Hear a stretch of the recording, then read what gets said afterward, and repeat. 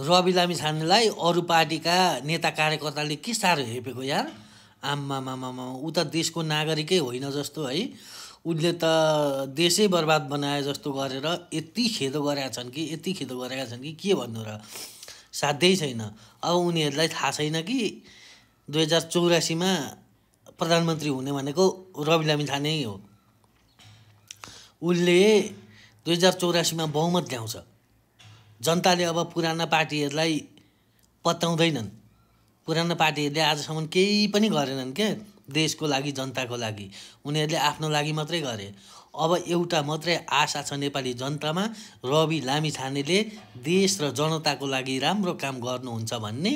र 2084 सालमा सम्पूर्ण नेपालीहरूले रवि लामिछानेको पार्टी राष्ट्रिय स्वतन्त्रलाई अत्याधिक बहुमतले जिताउनु हुनेछ र रवि प्रधानमन्त्री हुनेछन् र यी पुराना दलका नराम्रा काम गर्नेहरूलाई सम्पूर्णलाई उनले छिडीमा हाल्नेछन् भन्ने हामी नेपालीहरूको विश्वास छ। धन्यवाद।